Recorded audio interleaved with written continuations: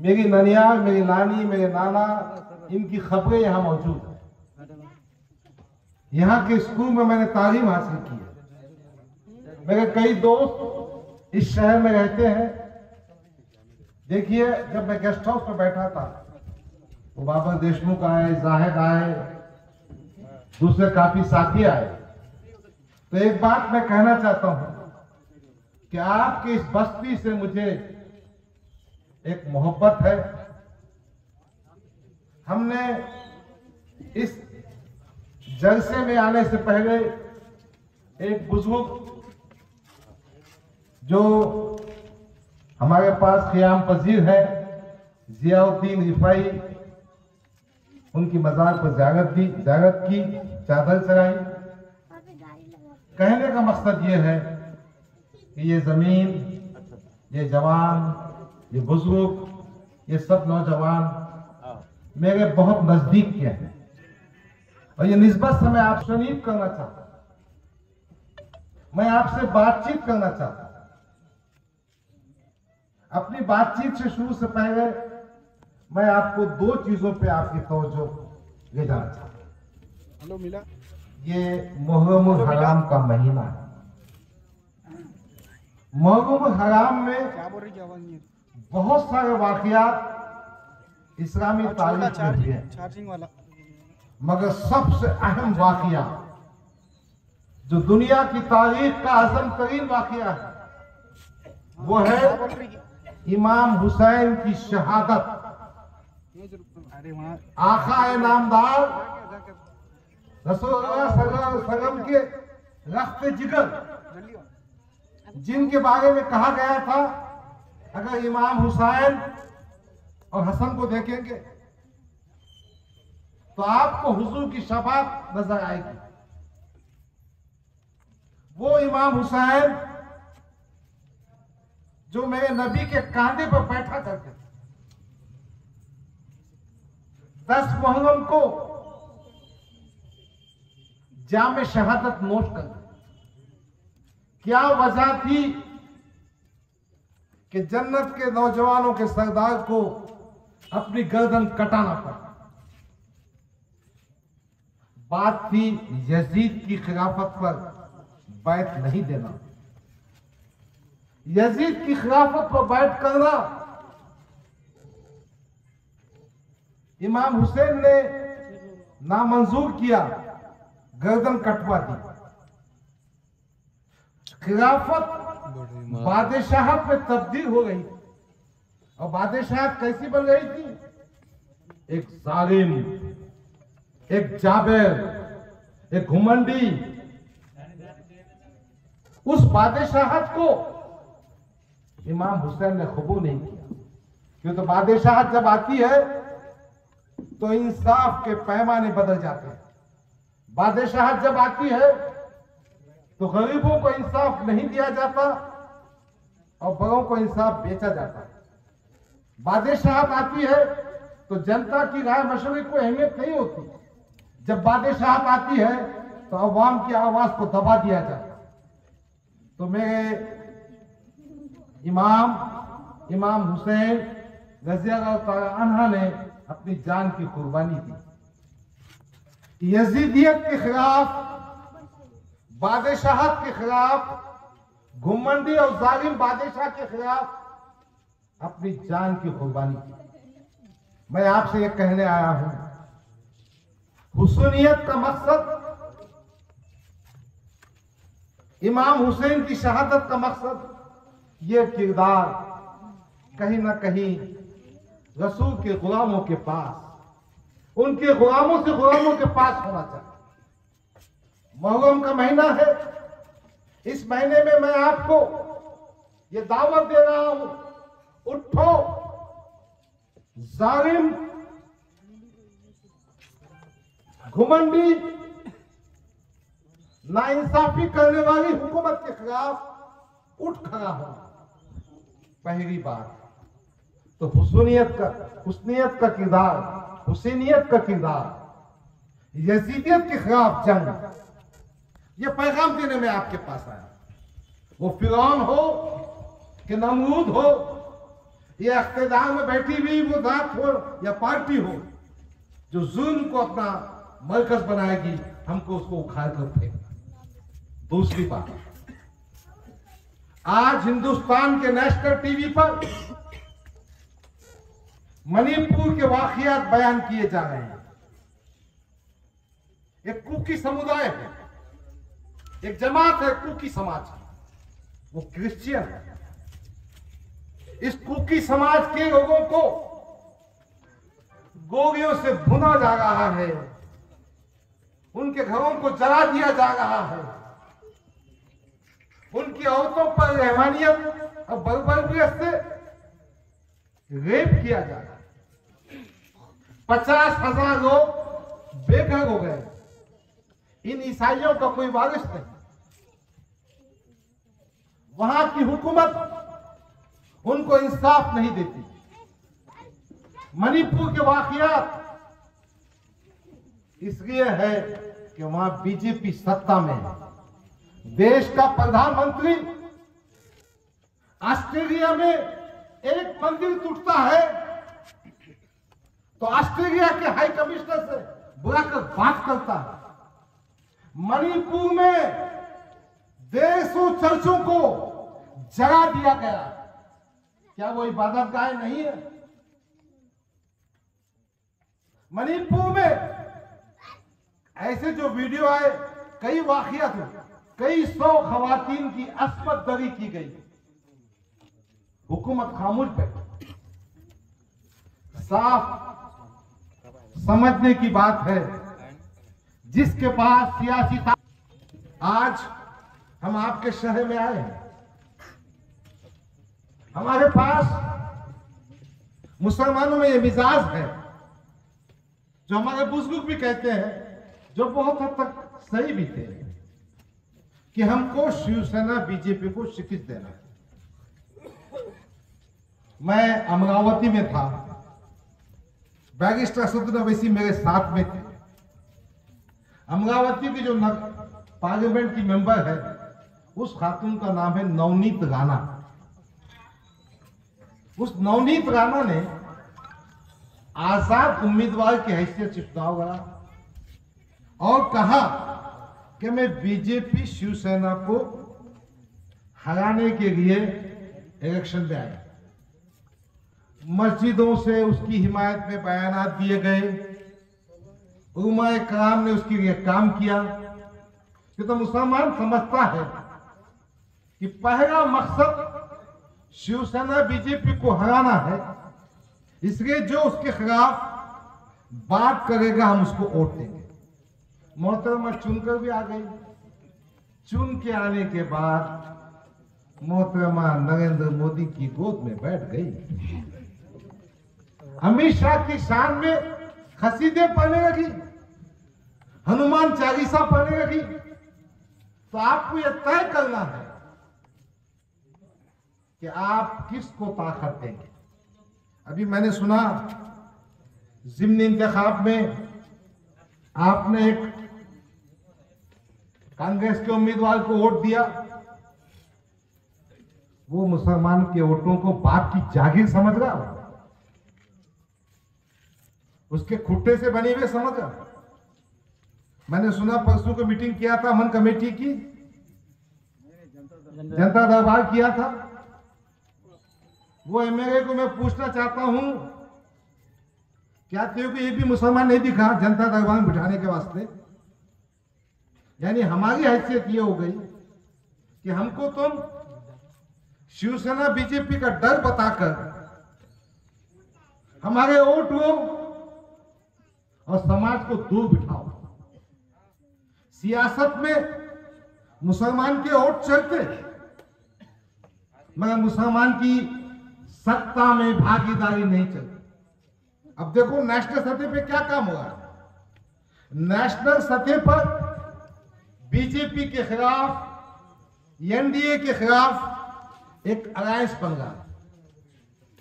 नीतीश कुमार है, ममता बनर्जी है, केजरीवाल है, शरद पवार है, राहुल गांधी है।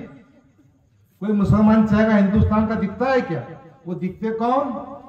फारूक अब्दुल्ला मुफ्ती महबूबा। फारूक अब्दुल्ला मुफ्ती महबूबा कश्मीर के हद तक सीमित है। और पूरे कश्मीर में कितने एमपी है मालूम? 6 एमपी है। कश्मीर में 4, जम्मू में 1, लद्दाख में 1। फारूक अब्दुल्ला कभी हमारे मसाइल की बात करते नहीं करते। अभी आसाम में बदरुद्दीन अजमल की पार्टी है, उनके तकरीबन 18 एमएलए, 2 एमपी है। केरल में मुस्लिम लीग है, 2 एमपी है, तकरीबन 20 के आसपास एमएलए है। मजलिस इत्तेहाद मुस्लिमीन है, 2 एमपी है, तकरीबन 10 एमएलए है, कई कारपोरेटर्स है।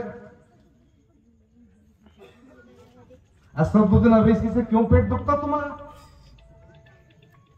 बुलाओ ना असदुद्दीन अवैसी को भी। जब तुम बीजेपी को हराना चाहते हो तो बदरुद्दीन अजमल को बुलाओ, असदुद्दीन अवैसी को बुलाओ। इनको सत्ता में बैठना। आपने देखे महाराष्ट्र में क्या खेल चला। 2019 में अजीत दादा, देवेंद्र फडणवीस शाम में सुबह के 5 बजे गवर्नर के पास हल्फ ले रहे थे, दोनों में निकाह हो गया। अब आदमी आदमी के बीच में निकाह होता कि मैं बोल नहीं सकता, या मुझे समझ में नहीं आया उसमें से कौन नौशा था, कौन दुल्हन थी। यानी राष्ट्रवादी पार्टी ने बीजेपी शिवसेना के खिलाफ मुसलमानों से वोट मांगा, हमने वोट दिया, वो अजीत दादा देवेंद्र फडणवीस के पास जाके बैठ गया, फिर वहां से वापस आ गया।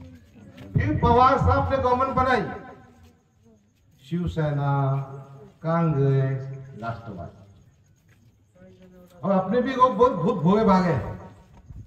किसने अस्सलाम वालेकुम बोल दिया कि हो गया खुश, उन्हें अस्सलाम वालेकुम बोल के गर्दन काटा। इफ्तार की पार्टी में टोपी पहन के आ गया, अपना खाना खा के जाता, हमारी बिरयानी खा के जाता, और मुसलमान बहुत खुश। भाई अल्हम्दुलिल्लाह बोल दिया उसको। अरे भाई ना हमको तेरे सलाम की जरूरत है, ना तो इफ्तार में आके खाना खा। जमहूरियत में डॉक्टर बाबा साहब की घटना में जो हमको हुकूक दिए उनकी बात कर। तो मैं कह रहा था इन्होंने मिलकर बनाया शिवसेना के साथ गवर्नमेंट। इनकी गवर्नमेंट के दौरान उद्धव ठाकरे ने असेंबली में भाषण किया था। भाषण में बोला, मुझे इस बात पे फख्र है कि शिव सैनिकों ने बाबरी मस्जिद को ढांचे को गिरा दिया। क्या यह कायरत हमारे पास हो सकती है? तो सवाल यह पैदा होता है कि इन सेकुलर सो कॉल्ड पार्टियों पे हम कैसा भरोसा करें। ये वोट हासिल करने के लिए मुसलमानों को, अखिलियतों को, दलितों को धोखा देते हैं। तो ये एक बात हो गई। दूसरी बात, अगर कोई मुसलमान 2014 में, ठीक है बीजेपी शिवसेना की गवर्नमेंट बनी, ओके, उसमें से जब गवर्नमेंट बनने के बाद उन्होंने मराठा रिजर्वेशन के वास्ते मूवमेंट किया। मुसलमान के 10-12 एमएलए थे, किसी ने रिजर्वेशन की बात कही। अब मैं बताता हूं, सच्चा कमेटी की रिपोर्ट आई। सच्चा कमेटी ने कहा इस देश का मुसलमान दलितों से, आदिवासियों से भी पिछड़ा हुआ है, इनको रिजर्वेशन तालीम के मैदान में, नौकरियों में मिलना चाहिए। फिर महमूद रहमान कमेटी बनी, उसने कहा मुसलमानों को 15% रिजर्वेशन देना चाहिए। महमूद रहमान कमेटी की रिपोर्ट आई 2010 में। 14 में जब चुनाव आए तो 6 महीने पहले इन्होंने एक ऑर्डिनेंस पास किया। ऑर्डिनेंस वो चॉकलेट होता है कि 6 महीने उसकी उम्र रहती, अगर 6 महीने के बाद असेंबली में कानून नहीं बना वो खत्म हो जाता। वो ऑर्डिनेंस राष्ट्रवादी और कांग्रेस पार्टी ने बनाया। चुनाव हो गए, ऑर्डिनेंस कानून नहीं बन पाया। उस बीच में वो ऑर्डिनेंस को बॉम्बे हाईकोर्ट में चैलेंज किए। बॉम्बे हाईकोर्ट उसने कहा मुसलमानों को तालीमी मैदान में रिजर्वेशन देना चाहिए। बॉम्बे हाईकोर्ट ने मराठा रिजर्वेशन को कदम करार दिया, कैंसिल किया, रिजेक्ट किया। यह कानून की पोजीशन। जब फडणवीस की गवर्नमेंट बनी, बीजेपी की गवर्नमेंट बनी, मराठा रिजर्वेशन का कानून पास किया तुमने। मियां भाई की फिक्र क्यों नहीं है तुमको? क्या बात है? मुसलमानों की फिक्र क्यों नहीं है? इसका मतलब यह है कि यह गवर्नमेंट हमारी हमदर्द नहीं है। 2019 में शरद पवार साहब, पटोले साहब, थोराट साहब, ये अपना बाजू का अशोक चौहान, ये तो सब मिनिस्टर थे ना।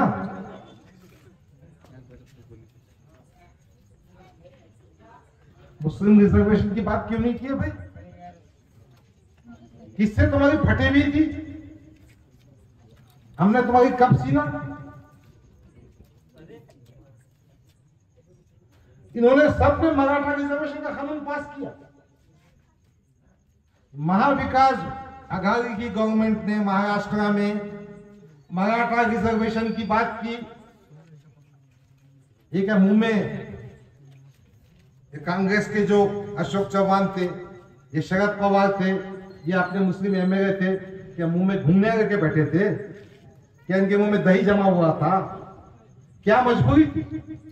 तो बात समझ में ये आती है, अगर मुसलमान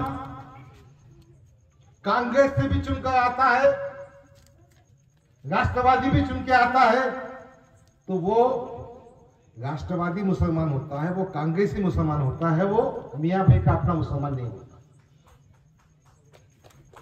तो दो बातें समझ में आ गई कि हम किस पे भरोसा करें, कौन सी सियासी पार्टी को हम साथ दें और किसको चुनकर। जो पार्टी को हम साथ देते वही हमारी पीठ में खंजर खोपता। जिन सांपों को हमने वोट दिया उन्होंने मिलत इस्लामिया को डसा। ये कांग्रेस के सांप, ये राष्ट्रवादी के सांप, जिनको मुसलमानों ने फिरका परस्तों से रोकने के लिए ताकत दी, यही सांपों ने मुसलमानों को डसा। क्या वजह है कि पुलिस डिपार्टमेंट मुस्लिम के बेगुनाह बच्चों को गिरफ्तार करता है? इसलिए दोस्तों और साथियों, अभी भी आंख खोलने का वक्त है। मैं जो कह रहा हूं, घर जाकर ठंडे दिमाग से सोचो। अब कब तक इन पर एतमाद करोगे? कब तक भरोसा करोगे? आज आपके सामने एक सियासी जमात मुतबादिल पार्टी की शक्ल में बैरिस्टर असदुद्दीन ओवैसी की क़ियादत में आपके सामने है। मैं गेस्ट हाउस पर बैठा था, मैंने कहा आप गुज़िश्ता 20 साल का ट्रैक रिकॉर्ड देखिए। आप तेलंगाना में मजलिस इत्तेहादुल मुस्लिमीन की कारकर्दगी को देखिए। आज तेलंगाना का मुसलमान महफूज है, उनको रिजर्वेशन की फैसिलिटी मिलती है। बैरिस्टर असदुद्दीन ओवैसी ने ऐवान पार्लियामेंट में मिलत इस्लामिया का हक अदा किया। आपको याद होगा जब शरीयत पे हमला किया गया, ट्रिपल तलाक का बिल लाया गया, ये मेरे आपके कायद थे बैरिस्टर असदुद्दीन ओवैसी, जिन्होंने उसकी मुखालफत की। उस वक्त पार्लियामेंट में 23 मेंबरान पार्लियामेंट थे मुस्लिम, किसी के भी दम नहीं था कि उसकी मुखालफत कर सके। कौन कर सका?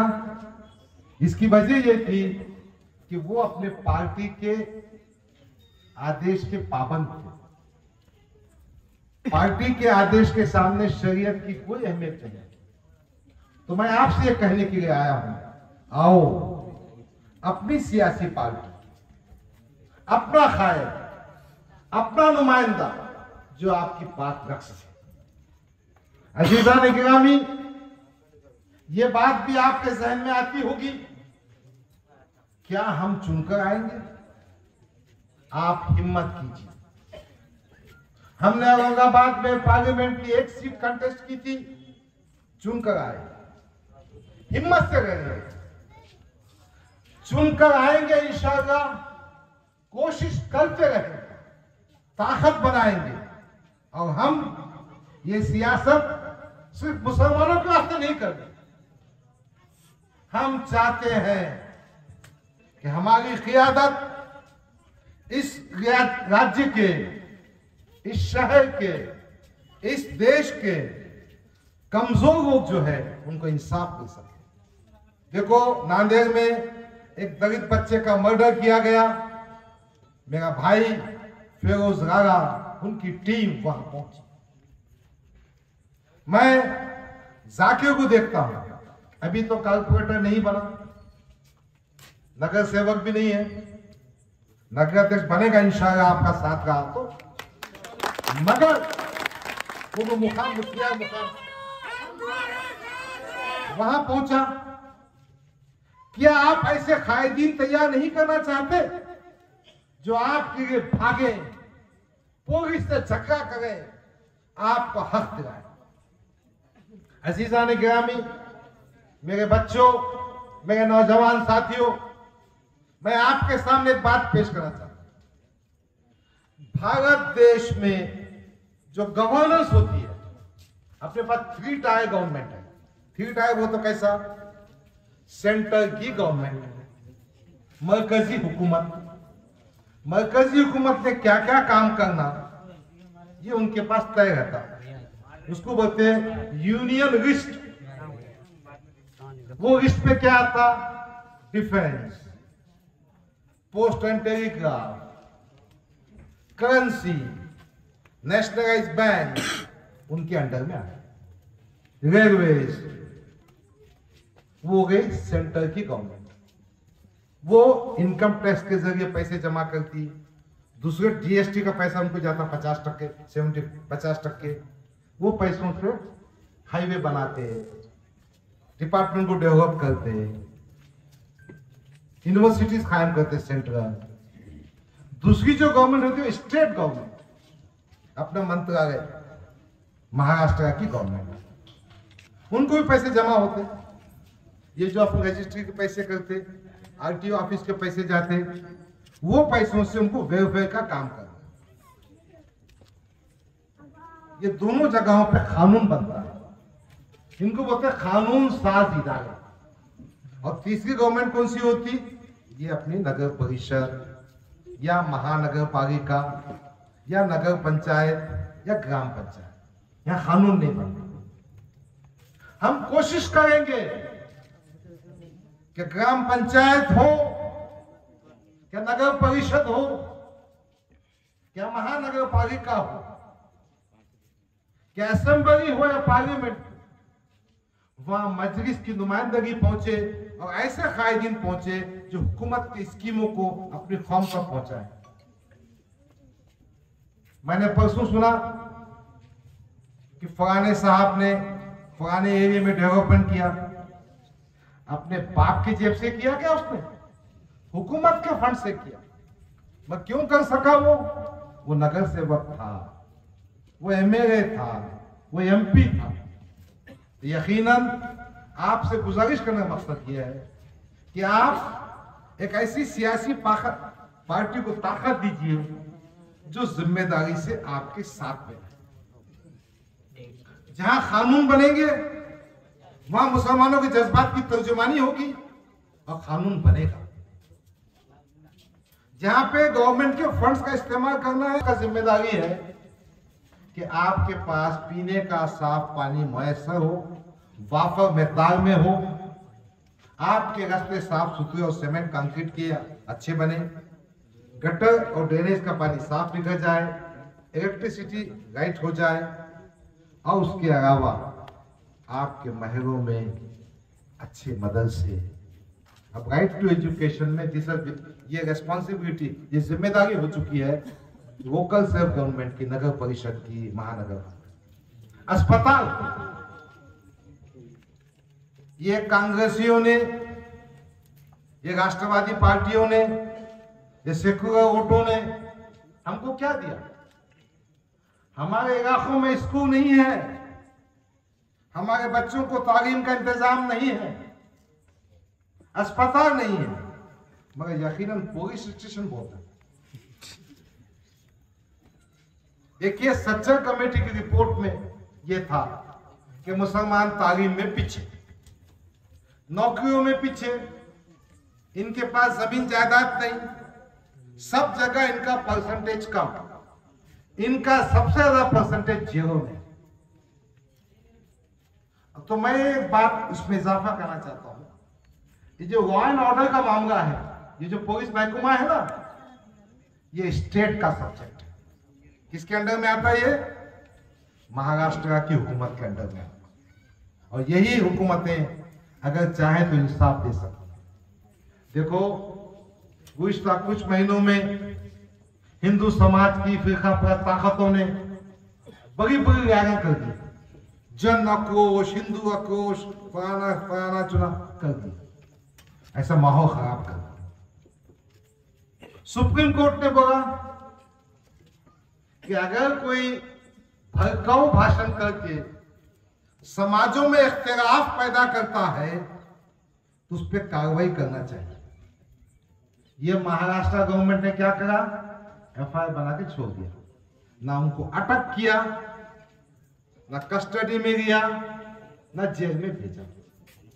यानी हुकूमत में बैठकर जिस तरीके से वो फिरका परस्त ताकतों को कर रहे हैं, उसके बरखिलाफ हमारे फिरोज भाई ने कहा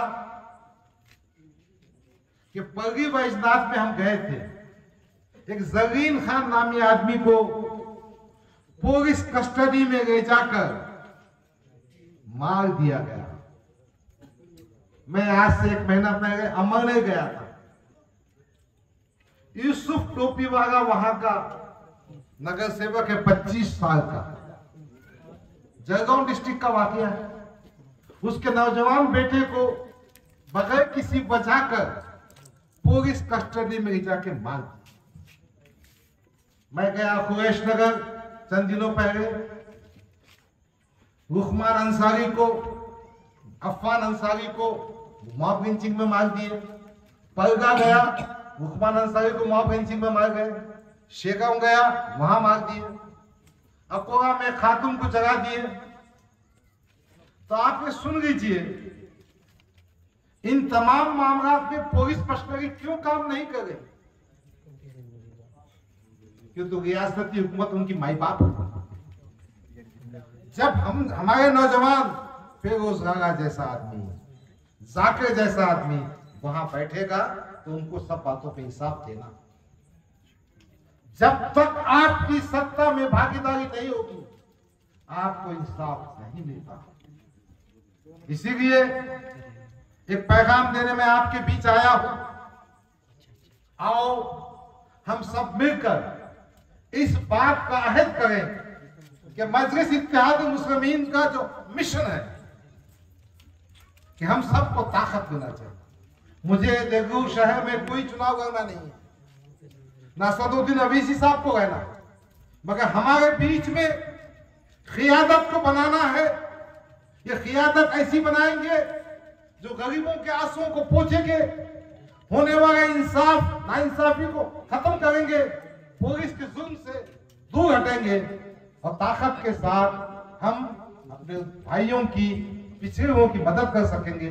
इसीलिए मैं आपसे गुजारिश करता हूं, आओ इत्तेहाद के साथ अपनी पार्टी, अपने कायद बैरिस्टर सदुद्दीन के साथ दीजिए। शुक्रिया। खुदा हाफिज़। अस्सलाम वालेकुम।